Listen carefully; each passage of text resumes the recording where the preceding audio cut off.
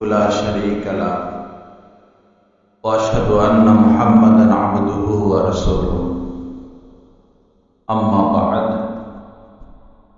قال النبي صلى الله تعالى عليه وسلم أخلص دينك يكفيك العمل القليل أو كما قال عليه الصلاة والسلام اللهم صل على سيدنا ومولانا محمد وعلى آل سيدنا ومولانا محمد وبارك وسلم أستغفر الله الذي لا إله إلا هو الحي القيوم وأتوب إليه আল্লাহ পাক জাল্লা জালালুহু আমাদের সবাইকে মাফ করে দেয়, নূর ওয়ালা জিন্দেগি আমাদেরকে নসিব করেন, ইসলাহ এবং তাজকিয়া নসিব করে দেয়।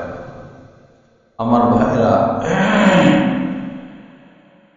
আমরা ভালো কাজ করি অথবা মন্দ কাজ করি, সময় ঠিকই চলে যাচ্ছে।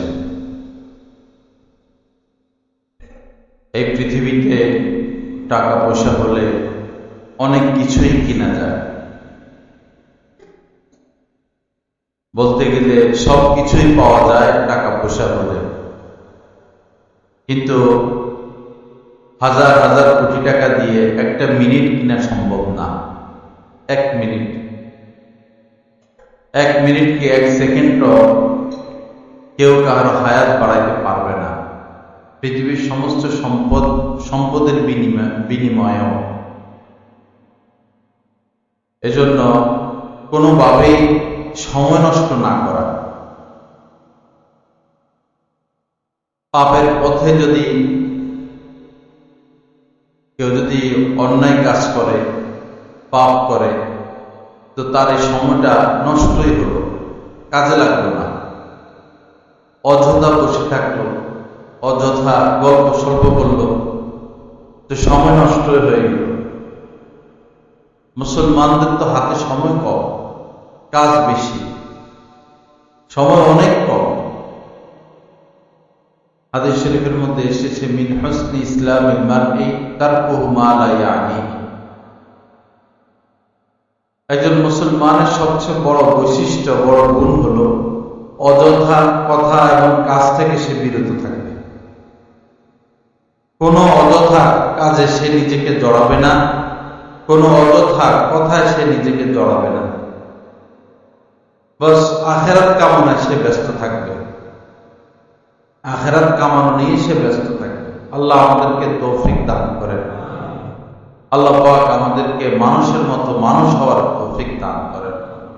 উচিত তো ছিল এটা যে দিন যত আসবে তত আমরা ভালো হব, গতকালকের তুলনায় আজকে একটু ভালো হব, আবার আগামীকালকে আরেকটু ভালো হব। 2022 সালে যেমন ছিলাম 23 সালে এসে আরেকটু ভালো হব, 23 সালে যেমন ছিলাম 24-এ এসে আরেকটু ভালো হব। কিন্তু বিষয়টা হয়ে গেল বিপরীত। বিষয়টা বিপরীত। দিন যত আসে কেমন যেন আমরা আরো হিংস্র হচ্ছি, আরো খারাপ হচ্ছি, আরো পাপের দিকে আমরা ঝুঁকে পড়তেছি। আল্লাহ পাক হেফাজত করেন। যেই কাজে, যেই কর্মে আল্লাহ পাক সফলতা রাখেন নাই, আমরা সেখানে সফলতা খোঁজা তো বোকামি। আমাদের সবচেয়ে বড় বোকামি এই, আমরা এমন কাজে, এমন বিষয়ে সফলতা খুঁজি যেখানে রব্বুল আলামিন সফলতা রাখেন নাই। ওমাইয়ুতিল্লাহ ওয়া রাসূলাহু ফাকাদ ফাযা ফাওজান আযীমা। রব্বুল আলামিন বলেন যে আল্লাহকে পূর্ণ আনুগত্য করবে, আল্লাহ পাকের আনুগত্য পূর্ণ, রাসূলের আনুগত্য পূর্ণ, এটাই হচ্ছে শ্রেষ্ঠতম সফলতা, এটাই সফলতা। আমরা এমন জায়গায় সফলতা খুঁজি যে জায়গায় রেখেছেন আল্লাহ পাক ব্যর্থতা, অশান্তি, পেরেশানি, অস্থিরতা। সে জায়গায় সফলতা খোঁজা একদম বেকুফি। আল্লাহ আমাদেরকে হেফাজত করেন। অনেক ধনী হতে হবে ব্যাপারটা এমন না। সবাই কি পৃথিবীতে ধনী হতে পারবে? সবাই পৃথিবীতে ধনী হতে পারবে না, সবাই সুন্দর হতে পারবে না, সবাই রাজা বাদশাহ হতে পারবে না, কিন্তু হতে হবে সবাইকে আল্লাহ পাকের ওলি, হতে হবে সবাইকে আল্লাহ পাকের ওলি। এখানে যে যেভাবে আছে সময় কাটাইলে, সময় গেলেই হলো। ধনী হতেই হবে, প্রতিযোগিতা যদি সবাই নেমে যায় তো আল্লাহর ওলি হবে কে? আখিরাত কামাবে কে? ধনী যদি কেউ না হয় সে ব্যর্থ না। অসৎ মানুষ ধনী যদি কেউ না হয় সে ব্যর্থ না। সৎ মানুষ যে হবে না সে ব্যর্থ। সুন্দর মানুষ যে হবে না সে ব্যর্থ। যার জীবনটা সুন্নতের নূরে নূরান্বিত হলো না সে ব্যর্থ। যে গরিব সে ব্যর্থ না, যে প্রজা সে ব্যর্থ না। ব্যর্থ যে তার জীবনটাকে সাজাতে পারলো না আল্লাহ আল্লাহ রাসূলের সন্তুষ্টি মোতাবেক, সে ব্যর্থ। হোক সে রাজা, হোক সে প্রজা। আল্লাহ পাক আমাদের সবাইকে কামিয়াবি নসিব করেন, সফলতার দিকে অগ্রসর হওয়ার তৌফিক দান করেন। কাজকর্ম তো করতে হবে, ব্যবসা বাণিজ্য করতে হবে, আয় রোজগার করতে হবে। তার মানে এই নয় যে আখিরাত ভুলে, আখিরাতকে ভুলা যাবে না, আল্লাহ রাসূলকে ভুলা যাবে না। সেটা সামনে রাখা, সেটা সামনে রেখে অগ্রসর হওয়া। কিন্তু টার্গেট থাকতে হবে যে আল্লাহকে পাইতে হবে। টার্গেট জীবনের আল্লাহকে পাওয়া। কেউ টার্গেট বানিয়ে রাখলো যে না আমি প্রেসিডেন্ট হবই, প্রধানমন্ত্রী হবই, মন্ত্রী হবই, চেয়ারম্যান হবই। এটা একজন জ্ঞানী মানুষের টার্গেট না। আমি ধনী মানুষ হবই, এটা একজন জ্ঞানী মানুষের টার্গেট না। টার্গেট হলো আল্লাহকে পাওয়া, আল্লাহ পাকের আনুগত্য, রেজাবিল কাজা। আল্লাহ পাক যেভাবে রাখেন সেভাবে আল্লাহর উপর খুশি থাকা। আল্লাহ তুমি যেভাবে রাখছো তোমার উপর খুশি। সবচেয়ে বড় কামিয়াবি এটা। হযরত থানভী রহমাতুল্লাহ আলাইহি ওনার শিষ্য খাজা সাহেবকে বললেন, ইখলাসের উপরেও কি কোনো মর্যাদা আছে? ইখলাস তো হলো আসল, ইখলাস ছাড়া তো কোনো আমলই আল্লাহ কবুল করেন না। তো থানভী রহমাতুল্লাহ আলাইহি বললেন, ইখলাসের উপরেও কি কোনো মর্যাদা আছে? খাজা সাহেব বললেন যে আমি তো জানি না। তো হযরত থানভী রহমাতুল্লাহ আলাইহি বললেন, ইখলাসের উপরে যে মর্যাদা সেটা হচ্ছে রেজা বিল কাজা। আল্লাহ পাক যে অবস্থায় রেখেছেন সে অবস্থায় আল্লাহর উপর খুশি থাকা। যে যে অবস্থায় আছে এটা আল্লাহ পাকের হাতে। কেউ অসুস্থ, বাস আলহামদুলিল্লাহ, এটার মধ্যে কল্যাণ আছে। কেউ সুস্থ, আলহামদুলিল্লাহ। কারো বিপদের শেষ নাই, বাস আলহামদুলিল্লাহ। আল্লাহ রাসূলকে আল্লাহ পাক যত বিপদ দিয়েছেন, আমরা তো এই বিপদের দ্বারা কাছেও নাই। 1000 ভাগের 1 ভাগ বিপদও আমাদের নাই।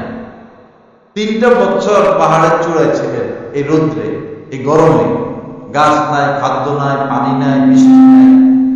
আমরা তো 3 দিনে থাকতে পারবো না। আমরা যে কষ্টে আছি, যে যারা অনেকে কষ্টে আছেন, এটাকে কষ্ট মনে না করা, খুশি খুশি খুশি খুশি, বাস আমার রব আমাকে দিছেন, ঈমান তো দিছেন, এর থেকে আর বড় দৌলত কি? যে রাজা বাদশাহ অথচ ঈমান নাই, তো সে তো ভিক্ষুকের চেয়ে ভিক্ষুক, সে তো হতভাগা, সে তো কপাল পোড়া। হোক না সে রাজা, সে তো কপাল পোড়া, তার ঈমান নাই। আর আপনি ভিক্ষা করে খান, আপনি শোয়া থেকে উঠতে পারেন না, এত অসুস্থ, আপনার বিপদের শেষ নাই, কিন্তু ঈমান তো আছে। ঈমানের দৌলত তো আল্লাহ পাক আপনাকে আমাকে দিয়েছেন। এর থেকে বড় সম্পদ আর কি হতে পারে? ঈমানকে লালন করা, ঈমানকে ধরে রাখা, ঈমানকে বাড়ানো, এমন কথা না বলা যে ঈমান চলে যায়, এমন লোকদের সাথে না মিশা যে ঈমান কমে যায়। হাদিসে আসছে যে মানুষ অনেক সময় এমন কথা বলে যে আল্লাহ পাকের কাছে এত খুশি লাগে তার এই কথাটা, তো তার নাম লেখা ছিল জাহান্নামীদের কাতারে। ওই যে আল্লাহ পাকের কাছে খুশি লাগলো তার একটা কথা এত সুন্দর, এই কারণে তার নামটা জাহান্নামীদের লিস্টি থেকে কেটে জান্নাতীদের লিস্টিতে লিখে দেওয়া। ভাগ্য কত ভালো। আবার নাম ছিল জান্নাতীদের লিস্টিতে। এমন এক কথা বলল, তার জানাও নাই, এমন এক কথা বলল, আল্লাহ পাক এত অসন্তুষ্ট হলেন, এই জান্নাতীদের লিস্টি থেকে নামটা কেটে জাহান্নামীদের লিস্টিতে রেখে দেন। ঠিক উপর পড়া, কথা বড় সাবধানে বলা, চিন্তা ভাবনা বড় সাবধানে করা, অন্যায় কোনো চিন্তা ভাবনা না করা, দিন নিয়ে, ইসলাম নিয়ে, আল্লাহ নিয়ে, আল্লাহ পাককে নিয়ে, নবীজিকে নিয়ে, কোরআন নিয়ে, হাদিস নিয়ে। শয়তান তো সে ক্লান্ত হয় না, সে তো চ্যালেঞ্জের উপর থাকে, আছে চ্যালেঞ্জ। সে বেশিরভাগ মানুষকে জাহান্নামে নিয়েই ছাড়বে, সে চ্যালেঞ্জের উপরে আছে, তার কোনো ক্লান্তি নেই। আমরা ক্লান্ত হই, কিন্তু সে ক্লান্ত হয় না। এজন্য মনের মধ্যে অনেক কিছু সে দেয়। এদিকে ভ্রুক্ষেপ না করা, এদিকে কোনো খেয়াল না করা। আপনি আপনার টার্গেটে আগাবেন। আল্লাহর প্রতি ভালোবাসা, রাসূলের প্রতি ভালোবাসা, দ্বীনের প্রতি ভালোবাসা, আলেম ওলামাদের প্রতি ভালোবাসা। বাজে চিন্তা না করা, চিন্তা শুরু হয়ে গেলে সুচিন্তা শুরু করে দেওয়া। খারাপ চিন্তা না করা, খারাপ চিন্তা শুরু হয়ে গেলে ভালো চিন্তা শুরু করে দেওয়া। কাবা শরীফের কথা চিন্তা করা, অথবা কোন আল্লাহ রাসূলের সবুজ গম্বুজের কথা চিন্তা করা, অথবা নেক মানুষের চেহারা সুরতের কথা চিন্তা করা। আল্লাহ পাক আমাদেরকে হেফাজত করেন। আমার ভাইরা, সময় আসলেই কম, একদম কম, সময় একদম কম, যে কোনো মুহূর্তে টান দিবেন। আমার এই ফুফাতো বোন আমার থেকে একটু বড়, তো আমাদের দেশে আবার মাহফিল, সবাই আসছে দলে দলে মাহফিলে, আত্মীয়স্বজন। ফুফাতো বোনের স্বামীও আসছে, আমার থেকে একটু বয়স বেশি। সোমবার মাহফিল, মঙ্গলবার দিনের বেলা বসে কথা বলতেছেন সবার সাথে, সুস্থ মানুষ। এই বসার থেকে পড়ে গেছেন, হাসপাতালে নিতে নিতে শেষ। কতক্ষণ লাগলো যাই। আগের দিন খাটের উপরে, কম্বলের নিচে, আগের রাত, পরের রাত মাটির ভিতরে। যাইতে বিদায় নিতে দেরি হয় না, ঠুসঠাস সব হয়ে যায়। আগের জামানায় মরে 6 মাসও মরে না। জান এত শক্ত ছিল, সবাই দেখতে আসে। আজকে মনে যায়, আজকে মনে শেষ, পরে দেখা যায় আরো 6 মাস আয়া। আর এখন তো ফার্মের মুরগির মতো ঠাস করে শেষ, ঠাস করে শেষ। কিন্তু আমরা এমন মানুষ, আল্লাহ পাক যদি আমাদেরকে মৃত্যুর আগে 2 মিনিটও সময় দেয়, তা আমরা ওই দুনিয়ার ধান্দাই করব। 2 ঘন্টা সময় দেয়, দুনিয়ার ধান্দাই করব। এই যে কাফেররা যখন জাহান্নামে যাবে, তখন তারা বলবে যে আমাদেরকে যদি আরেকবার সময় দেওয়া হইতো, তো আমরা যা করেছি তার বিপরীত করতাম, ভালো কাজ করতাম, কুফরি করতাম না। আল্লাহ পাক বলেছেন যে ওদেরকে যদি আমি আবারও পৃথিবীতে পাঠাই, ওরা তাই করবে যা তারা করেছে, অর্থাৎ কুফরি করবে। এক ধরনের বেহায়া কিসিমের আমরা।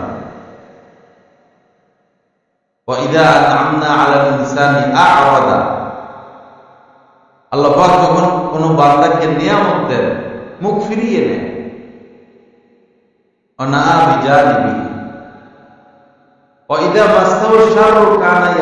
যখন বিপদ দেন, তখন হতাশ হয়ে যায়, পেরেশান হয়ে যায়।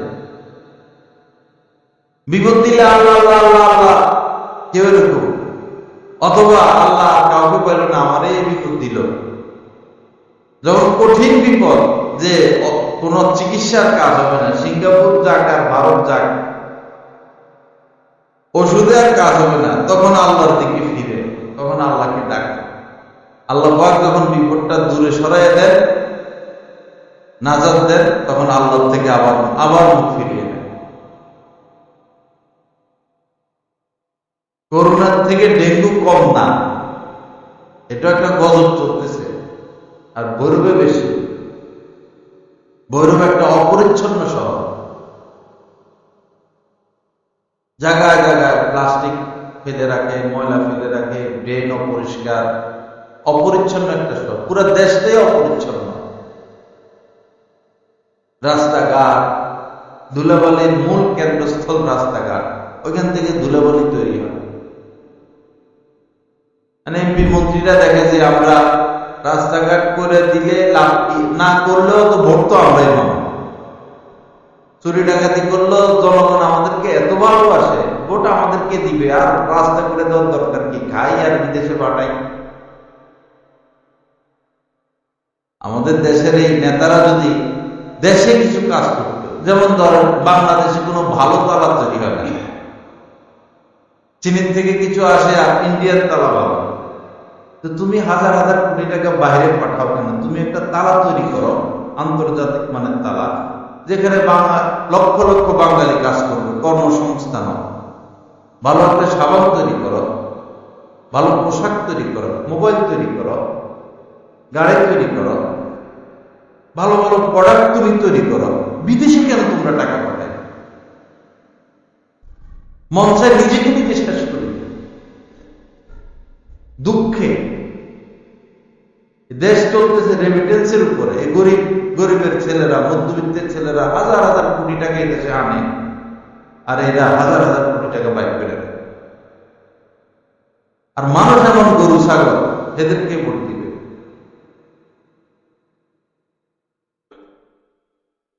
আল্লাহ আমাদেরকে হেফাজত করে, আল্লাহ পাক জ্ঞান বুদ্ধি দান করে, দলকে নয় দেশকে ভালোবাসার তৌফিক দান করে, দলকে নয় ব্যক্তিকে ভালোবাসার তৌফিক দান করে। বড় বিপদে পড়ে যাবেন যদি অসৎ লোককে ভোট দেন, নির্বাচিত করেন।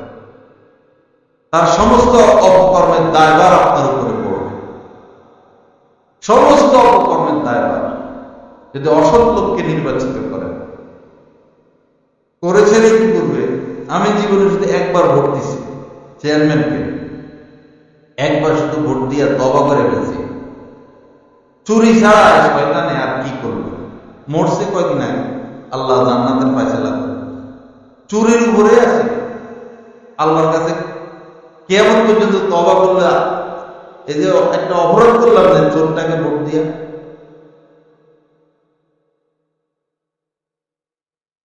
আল্লাহ আমাদের সবাইকে মাফ করে দেন। তা আমার ভাইয়েরা, সময় খুব কম, সময় নষ্ট করা যাবে না। পাথরে যেভাবে গলে, সময় এভাবে গলে যাচ্ছে। আখেরাতে এখনো কিছু হয় নাই, আখেরাতের পথে এখনো কিছু অর্জন হয় না, কিছুই অর্জন হয় নাই। অযথা গল্প, অযথা কথা, অযথা কাজ থেকে বিরত হয়ে যায়। অসৎ সঙ্গ, খারাপ সঙ্গ। একজন মানুষের চরিত্র ভালো হয় কিভাবে, একজন মানুষের চরিত্র খারাপ হয় কিভাবে? নবীজি বলেন যে আল মারউ আলা দীনি খালিলি, তোমার বন্ধু যেমন তুমি তেমন হবে। তোমার বন্ধুর স্বভাব চরিত্রের আলোকেই তোমার স্বভাব চরিত্র গঠন হবে। তোমার বন্ধুর স্বভাব চরিত্র ভালো, তোমার স্বভাব চরিত্র ভালো হবে। তোমার বন্ধুর স্বভাব চরিত্র খারাপ, তোমার স্বভাব চরিত্র ক্রমান্বয়ে খারাপ হয়ে যাবে। ফালইয়ানজুর আহাদুকুম মান ইউখালিল, অতএব তোমাদের প্রত্যেকেরই চিন্তা করা উচিত সে কাকে বন্ধু হিসেবে গ্রহণ করবে। পৃথিবীর মধ্যে শ্রেষ্ঠ মানুষ হযরত আবু বকর সিদ্দিক রাদিয়াল্লাহু তাআলা। ওনার এই শ্রেষ্ঠত্ব তার কারণ হচ্ছে তিনি শ্রেষ্ঠ মানুষকে বন্ধুরূপে গ্রহণ করেছেন। নবুয়তের আগ থেকে নবীজিকে তিনি বন্ধু বানিয়েছেন। আমরা বন্ধু, ভালো লোককে বন্ধু বানাই, ভালো লোকের সাথে বসি, ভালো লোকের সাথে সময় দেই। সামান্য অর্থের লোভে, এই চা নাস্তার লোভে খারাপ লোকদের সংস্পর্শে না যায়। রিজিক আল্লাহর কাছে আপনি চেষ্টা করেন। মানুষের পিছনে ঘুরবেন কেন? মানুষের মুহতাজ হবেন কেন? মানুষের কাছে হাত পাতবেন কেন? সিংহ তো কাহারও অপেক্ষায় থাকে না, বাঘ কাহারও অপেক্ষায় থাকে না, নিজে তার খাবার সংগ্রহ করে। বাঘে খায় দুইরা কিছু রেখে দিলে পরে অন্য প্রাণীরা এসে খায়, এজন্য তারা বাঘ হইতে পারে না। আর এই বেচারা বাঘ হয়েছে। বেকার থাকাও ঠিক না, একদম বেকার থাকাও ঠিক না। অন্যের মুহতাজ হইতে হবে। মানুষ তো আল্লাহর মুহতাজ থাকবে, আল্লাহর দিকে তাকিয়ে থাকবে। কাসবুল হালাল ফারিজা বাদাল ফারিজা, ফরজ ইবাদতগুলো আদায়ের পর রুজি রোজগার অর্জন করা, এটা আরেকটা ফরজ। আর সাহাবাগণ ক্ষেত খামারে কাজ করতেন, চাকরি করতেন, চাষাবাদ করতেন, ব্যবসা করতেন। এমন নয় যে সাহাবায়ে কেরাম শুধু দ্বীনের কাজ করতেন আর অন্যদের থেকে চেয়ে চেয়ে নিতেন, এরকম না। লা ইলাহা ইল্লাল্লাহ। তবে এই আয় রোজগার হালাল পন্থায় করা, হালাল পন্থায় খরচ করা, এটাই এখন চ্যালেঞ্জ হয়ে গেছে।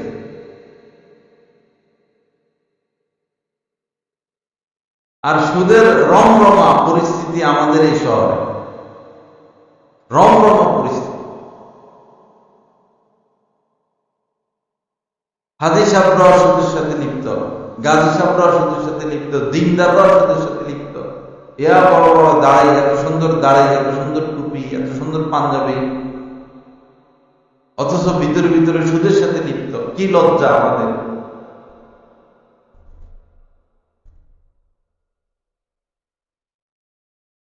আল্লাহ আমাদের সবাইকে মাফ করে দেন।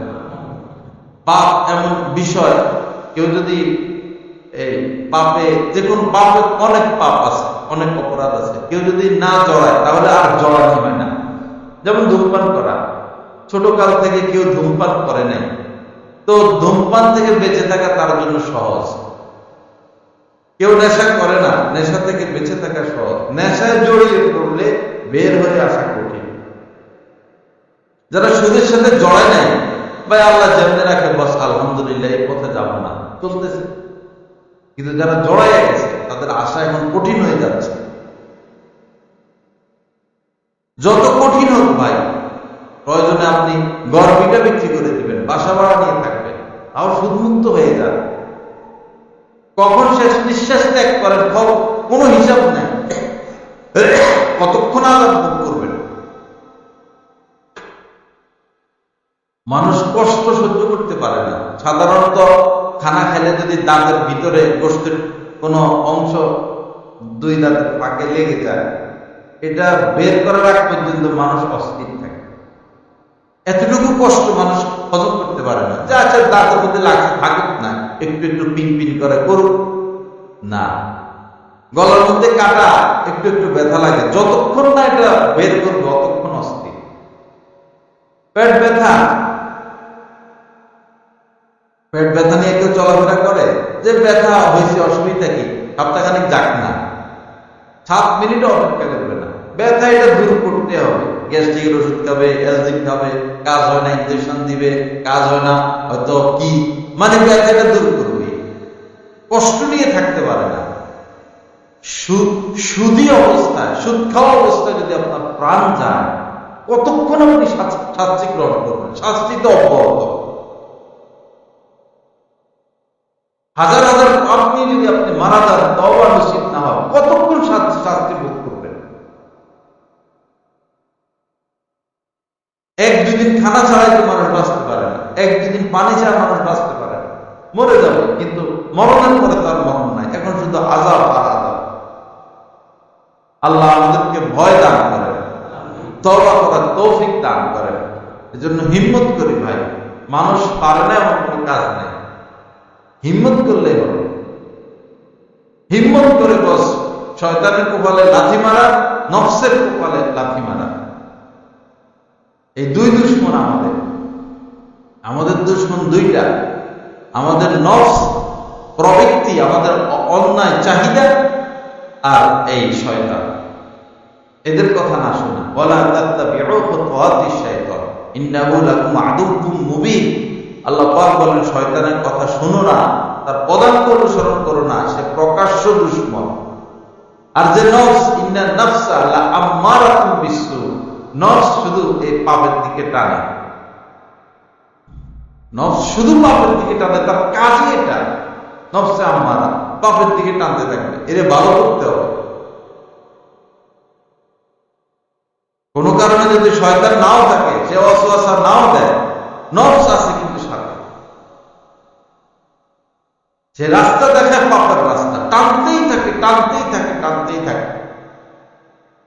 অবসর শুয়ে আছেন, ঘুম আসে না, তো বলবে যাও যাও ফেসবুকে যাও, ইউটিউবে যাও। ব্যবসা করতেছেন 4-5 জন বন্ধু মিলে, তো 2-3 জন 50 লাখ করে আছে, আপনি হালালের উপর আছেন, এই সারাদিন আপনাকে টানবে, নাও নাও নাও, তোমার বন্ধুরা সব বড় লোক হয়ে যাচ্ছে, তুমি কি করলা, তোমার কি হইলো, তুমি কেমনে চলবা, তোমার ছেলে আছে মেয়ে আছে, আচ্ছা একবার নাও, পরে আর জীবনে না নিলা, পরে পরিশোধ করে ফেললা।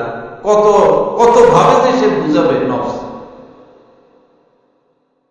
আল্লাহ আমাদের সবাইকে মাফ করে দেন, সহি বুঝ দান করেন।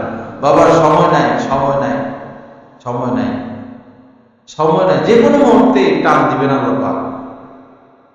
এই 30-40 মধ্যে বহু মানুষ ঝরে যায়, 30-40-45 মধ্যে অনেক মানুষ ঝরে যায়। আর এত বিপদ মানুষের, এত বিপদে মানুষ আছে, আল্লাহ আল্লাহ হেফাজত। বিপদের শেষ নাই, পাপ যত বাড়বে বিপদ তত বাড়বে, নাফরমানে যত বাড়বে বিপদ তত বাড়বে। টাকা দিয়ে বিপদ দূর করা যায় না।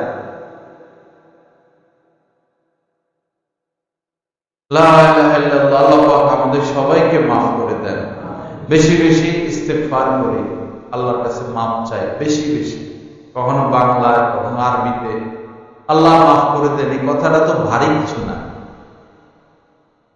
কঠিন কিছু না। মাঝে মধ্যে এই কথাটা বললে কি এমন ক্ষতি হয়? আল্লাহ মাফ করে দেন, অথবা আস্তাগফিরুল্লাহ, অথবা আল্লাহুম্মা গফিরলি। এটা অভ্যাস করতে হবে, অভ্যাসে আনতে হবে।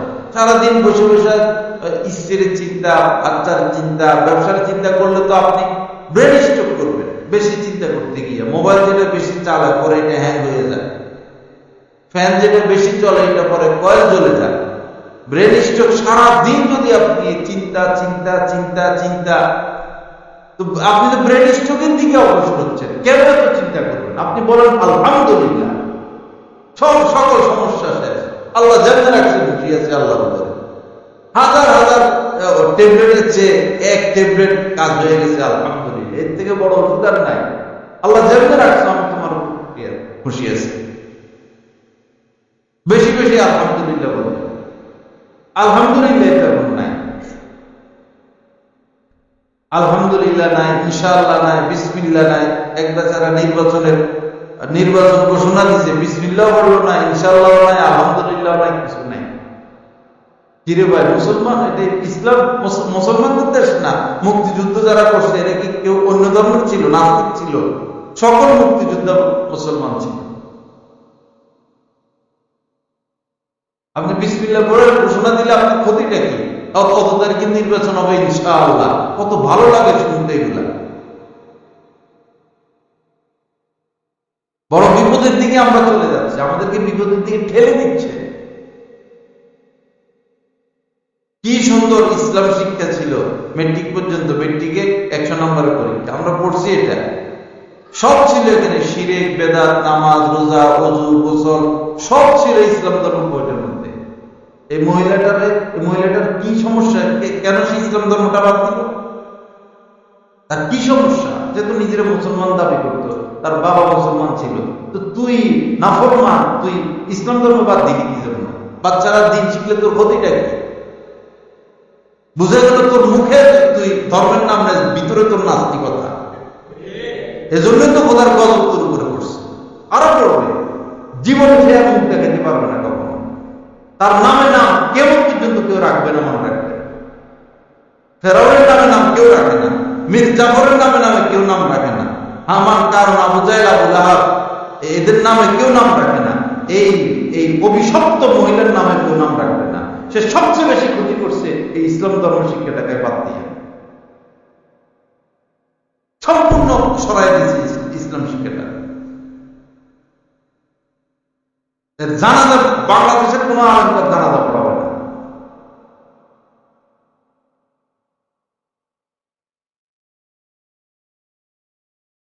আল্লাহ হেফাজত করেন, সহি বোঝ দান করেন। এই আলহামদুলিল্লাহ বলা শিখি। জায়গায় জায়গায় দেখি গাছের মধ্যে আলহামদুলিল্লাহ লিখে রাখছে, বিভিন্ন জায়গায় দেখি রাস্তার মোড়ে মোড়ে তাকাইলে আলহামদুলিল্লাহ লেখা। একটা সুন্দর কাজ, ভালো কাজ এটা। সুবহানাল্লাহ লেখা, আলহামদুলিল্লাহ লেখা, জাযাকাল্লাহ, কি সুন্দর কথা। জাযাকাল্লাহ, থ্যাংক ইউ বলে কি হবে? থ্যাংক ইউ, থ্যাংক ইউ কি? থ্যাংক ইউ কেন বলবো আমরা? আমরা জাযাকাল্লাহ বলবো, আল্লাহ আপনাকে উত্তম বদলা দান করেন। বা আমরা শুকরান বলবো, শুকরান। আমাদের ভাষা আমরা ব্যবহার, হিন্দুরা মানে বলতে শুনছেন কোনদিন? হিন্দুরা মুসলমানদের নাম রাখতে দেখছেন কোনদিন? আমরা থ্যাংক ইউ নিয়ে আসি। থ্যাংক ইউ কেন? আপনি জাযাকাল্লাহ বলেন, আপনি শুকরিয়া বলেন। আরে গলার মধ্যে ফাঁসি একটা লাগাই রাখেন। গরমে দিয়া মানুষ, আমরা পারি না পাতলা জামা পড়তে, এই মোটা এগুলা গায়ে দিয়া ফাঁসি একটা ঝুলে রাখে, কুকুরের লেজ একটা ঝুলে রাখছে এখানে। এটা তো খ্রিস্টান ধর্মের প্রতীক রে ভাই। তাদের ধারণা যে ইহুদিরা হযরত ঈসা আলাইহিস সালামকে ফাঁসি দিয়েছেন, ফাঁসি দিয়ে মারছেন। তো তারা নবীর স্মৃতিকে ধরে রাখার জন্য তারা ফাঁসি টসি এটা গলার মধ্যে ঝুলে রেখেছে। এটা তো ট্রাই না, ফাঁসি টসি তাদের ধর্মীয় এটা চিহ্ন। আপনি সেটা লাগাতে যাবেন কেন? আপনি তো মুসলমান। স্কুলের মধ্যে ছোট ছোট বাচ্চাদেরকে হাফ প্যান্ট পরায় গলার মধ্যে উত্তেল লেজ একটা ঝুলে রেখেছে। আপনি হাফ প্যান্ট পরাবেন কেন বাচ্চাকে? আপনি ফুল প্যান্ট পরান, এমনি পরাবেন, সব ল্যাংটা হয়ে যাচ্ছে। জায়গায় অনেক সময় অইচ্ছা নজরে পড়ে যায়। আমি দুর্যমুখ দিয়ে যাইতেছি, রিক্সা বসা সুন্দর সুন্দর এক তরুণ ছেলে, পুরা সরল লাগে উঠছে চোখের দিকে যাওয়ার সাথে সাথে। মেয়েদের চোখ যায় নাই, কি হলো সমাজের মানুষ?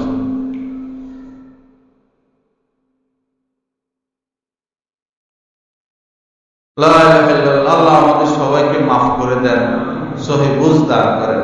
পাঞ্জাবির চেয়ে সুন্দর পোশাক আর নাই, পাঞ্জাবির চেয়ে সুন্দর পোশাক আর নাই।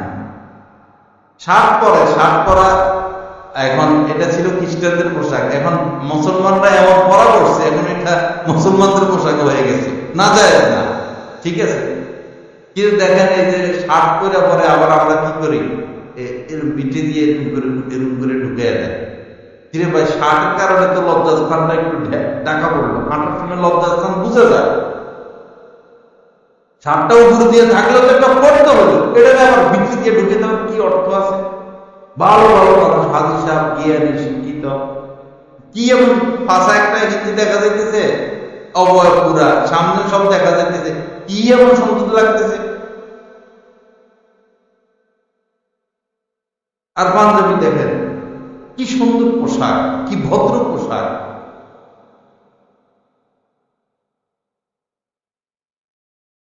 আর এত টাইট পরে বলা ভাই। আগের জামানায় যারা, আগের জামানার পোশাক এখন চলে আসছে। আগের জামানায় বকরি চড়ানো লাগতো, তো পরে এরা যেন বসতে না পারে, যারা রাখা বসতে না পারে, মালিক পক্ষে এদেরকে টাইট পোশাক একটা পরাই দিত, দাঁড়ায় বকরি চালাইতে হইতো। ওই আগের জামানার ফ্যাশনের টাইমে এখন নিয়ে আসছে। আল্লাহ আমাদেরকে হেফাজত করেন। মুসলিম সংস্কৃতি আমরা ধরি, আমরা আমাদের সংস্কৃতি ধরি, বিজাতি সংস্কৃতি থেকে ঘরকে মুক্ত করে নিজেরা মুক্ত হই। নাটক দেখে দেখে, কার্টুন দেখে দেখে, ইন্ডিয়ান চ্যানেলগুলো দেখে দেখে একদম রুচিহীন হয়ে যাচ্ছে আমাদের সন্তানেরা। রুচির বিকৃতি, ফেসবুকের কারণে রুচির বিকৃতি। আস্তাগফিরুল্লাহাল্লাযী লা ইলাহা ইল্লা হুয়াল হাইয়ুল কাইয়্যুম ওয়া আতুবু ইলাইহি। তো এই মুখের মধ্যে একটু জিকির আনি, মাশাআল্লাহ, সুবহানাল্লাহ, আলহামদুলিল্লাহ, জাযাকাল্লাহ। হ্যাঁ, জাযাকাল্লাহ বেশি বেশি আনি, জাযাকাল্লাহ, জাযাকাল্লাহ, জাযাকাল্লাহ, জাযাকাল্লাহ, বেশি বেশি। এটা একটা দোয়া, থ্যাংক ইউ আমরা বাদ দেই। জাযাকাল্লাহ, শুকরান, শুকরান, শুকরান। বা আল্লাহ আপনাকে উত্তম বদলা দান করেন, কিন্তু মুখে দিয়ে কিছুই আসে না। আপনি রিক্সা থেকে নামছেন, বলেন না জাযাকাল্লাহ, বাবা নামাজটা পড়ো, ক্ষতি কি? কেউ টাকা ভাঙাই দিল, জাযাকাল্লাহ, কেউ রাস্তা দেখাই দিল, জাযাকাল্লাহ, মাশাআল্লাহ, মুখের মধ্যে হাসি নেই, এখন হাসি চলে গেছে আমাদের, হাসতে তো নিষেধ নাই। টেনশন করতে করতে করতে করতে করতে করতে করতে করতে হাসি শেষ। ভাই হাস্যোজ্জ্বল থাকবেন, চেহারাটাকে তাদের মতো বানিয়ে রাখবেন। আল্লাহ পাক যে নিয়ামত দিয়েছে সে নিয়ামত ভোগ করবেন। এই চিন্তা করতে করতে তো ব্রেন স্ট্রোকের দিকে যায় মানুষ। হাসা তো শরীয়তে নিষেধ না। মাশাআল্লাহ, আমরা যে হাসা হাসে আলহামদুলিল্লাহ, এই জন্য এদের ব্রেন স্ট্রোক কম। আর টাকাওয়ালারা টেনশন করতে করতে শুধু ব্রেন স্ট্রোকের দিকে চলে যায়।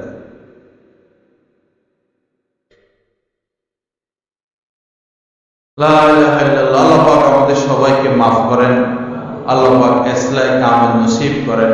বাবা আস্তে আস্তে ভালো হওয়ার চেষ্টা করি। আজকে শুক্রবার, শনিবারে যেন একটু ভালো হয়ে যায়, রবিবারে যেন আরো একটু ভালো হয়, সোমবারে যেন আরো একটু ভালো হয়।